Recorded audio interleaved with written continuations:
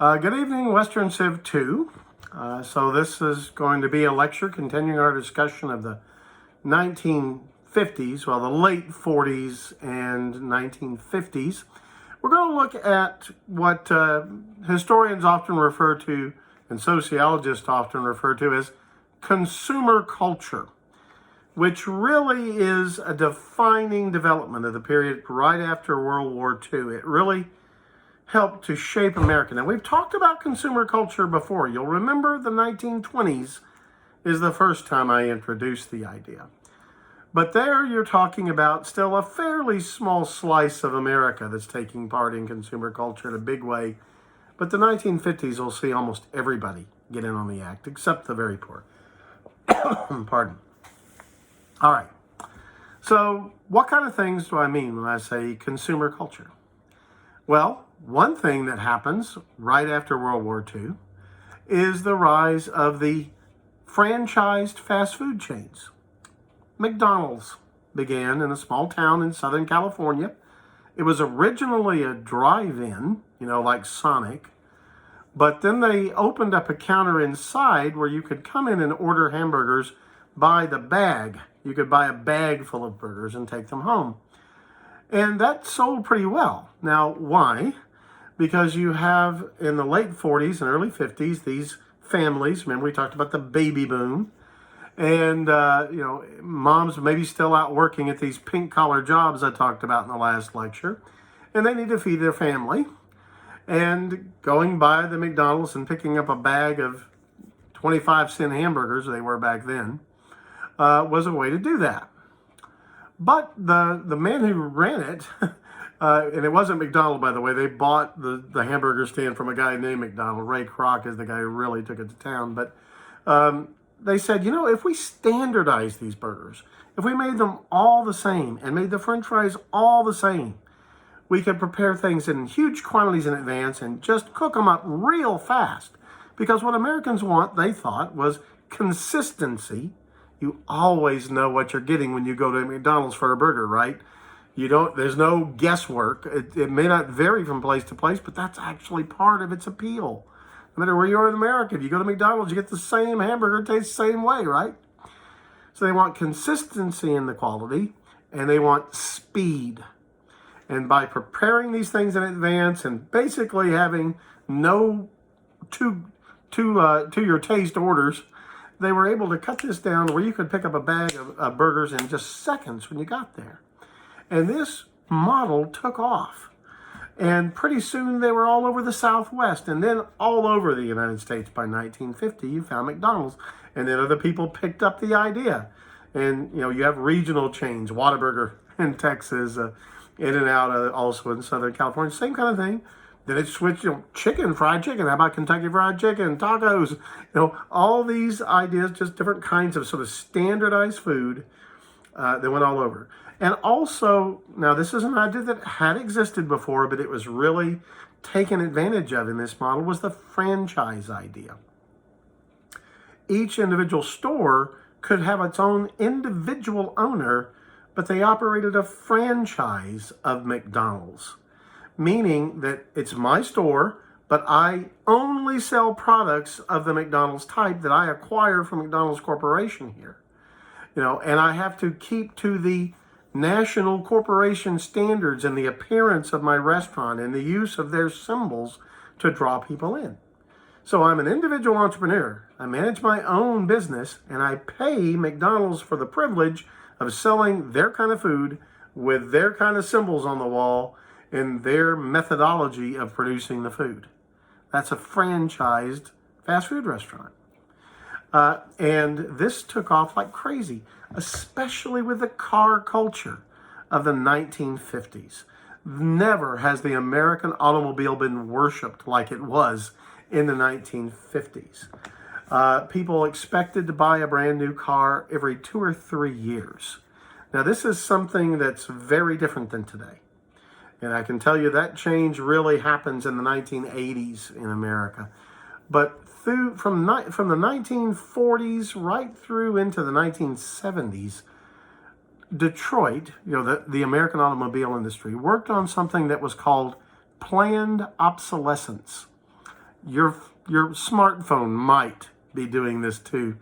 Planned obsolescence for automobiles back then meant they assumed a car only had to last 2 or 3 years for most people. And most people knew that their car was unlikely to make it 4 years. They'd already planned on buying a new one in just 2 or 3 years. The cars weren't well designed. They were pretty to look at. They had big, powerful V8 engines and stuff, but they fell apart with shocking speed in use. Shocking to us today, but people took it for granted back then. Why was it that way? They designed them not to last very long because they wanted to sell more cars. And also, they changed the styling every year so that if you did happen to have a car that could make it 4 or 5 years, everybody would know, because that's an old car from like 1952 style car. Nowadays, the models on cars change so slowly. I bet most cars, you can tell if they were 10 years old or 3 years old, because the styles just don't change that much anymore from year to year. Also, cars now, the average age of a car on the American road, I believe, is 11 years old now. My little car is, I think, 8 years old, 9 years old now, and it's fine. It seems like a new car to me. That's new. That was something Detroit had to change its tune in the 80s and 90s when they got a lot of competition from Germany and Japan. And they finally had to shape up, start building products that last. But in the 50s, the car was everything. Style in your car was huge. And you expected to buy a new one every 2 or 3 years, right? So the fast food restaurants catered exactly to that. With your drive-through window or just roll up, walk in, get your bag of burgers and fries, hit the road, go back home in your car. So this was a significant part of the development of America in the late 40s and the 1950s. The other huge part of consumer culture was television. Now, Philo T. Farnsworth had actually developed the television, I believe, in 1928. It's an American invention. But they were really kind of laboratory technology for about 10 years. Then in the early 1940s, as a sort of toy for very rich people in New York City, there were a couple of stations in New York that operated in the early 40s. But with World War II, very little was done on that. And then after World War II, the broadcast industry, which was radio back then, right, got together. They agreed standards on how sets would work. And suddenly, after World War II, America went mad for television. There were only 6 TV stations broadcasting in America in 1946. A decade later, in 1956, there were 442 stations. In the early 40s, rich people had TVs. They cost, adjusted for inflation, tens of thousands of dollars. They were rich people's toys. But 7 million TV sets were sold in 1951. So that's, your average family starting to aspire to a television. I believe the first TV station, Dallas-Fort Worth, Channel 5, KXAS today, I forget the WBAP back then, went on the air, I think, in 48. And that was pretty typical. Most metropolitan areas got their first station in the late 40s, and 3 or 4 were operational by the mid-50s in most major metropolitan areas. So that's, nowadays with streaming services and even conventional cable gives you hundreds of channels, that may not impress you guys. But until most Americans, until the early 80s, you expected to have 4 or 5 channels in a major metropolitan area. And that seemed great back then, really. When I was a kid, it seemed normal. Anyway, television, though, allowed for advertising in a moving picture format to come right into your home. Madison Avenue, which is a collective term for American advertising based on the street in New York City where many of the major advertising firms are located, Madison Avenue began to perfect the TV commercial in the early 50s. The election of 1952 would see the first presidential campaign ads, for example. By the late 50s, most of the brands you know, many of the things, the Green Giant for Del Monte vegetables, and a lot of the stuff you guys know from your own lives in television advertising really got its start. Pillsbury Doughboy, all that stuff back in the 50s with the early days of television. And I'm looking at a figure here. By 1955, advertisers were spending $10 billion a year on television advertising. So that goes to show you how it's really taken off. Another thing, though, when I say 1950s and I said popular culture, I'll bet you would think maybe of early television if you know something about that. But I bet all of you would think rock and roll, right? Now, rock and roll has its roots in rhythm and blues, African-American music, but also in country music, or as it was often then called hillbilly music.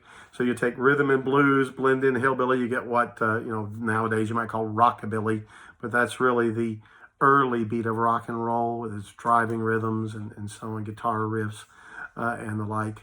And of course, the great star of the 50s in rock and roll, and it really took it mainstream, was Elvis Presley. But there were lots of bands, some African-American, most white, who took this music and brought it mainstream by the middle of the 1950s. That's when it really starts to rocket. And one thing I guess I should say at this point as I'm wrapping up this idea, this popular culture in the 50s thing, the movies changed in this period because of television. The first color motion picture feature films, Gone with the Wind and The Wizard of Oz, came out in 1939, but it was still rare to have color films until the late 1940s. And that's when, in the early 50s, are when color movies became the norm and black and white began to phase out. Why? Televisions were black and white, but you could have color movies. First color TVs for popular consumption really start selling in the early 60s. So for about a decade, Hollywood had a virtual monopoly on color motion picture images, and they used that. And they also widened the screen. Initially, until 1948, the standard screen was a 3x4 screen for movies, just like the old TV sets we had until the early 2000s. But Hollywood in the 50s expands CinemaScope and Panavision, these wide screens in the movie theater. That again is fighting television. Color and the wide screens on the big screen was a reaction against television in the home stealing the movie's business. You also have the studio system revving up, finding hotter properties, Marilyn Monroe and so on, become these superstars in the 50s, thanks to the Hollywood advertising machine that made them so famous. Last thing to say on this topic was sometimes people talk about the 50s as the birth of the American teenager. They may think, well, there have always been people who were teen-aged, but the idea of thinking about teenage, 13 to 19, as if it's a separate phase of life, really that catches on in the 1950s. And part of it's, the culture of rock and roll really appealed to these young people and the like. You have almost a cult of the teenager.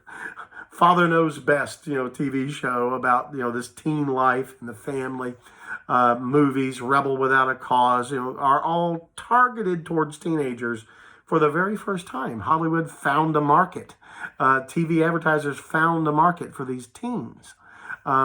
People had been those ages before, but nobody thought about them as a specific demographic group you need to pay attention to, cater to, find out the tastes of. Teenagers. The 50s are what did that. Okay, I think that's a good quick survey of America in the 1950s. We're going to move on to Vietnam next time. God bless.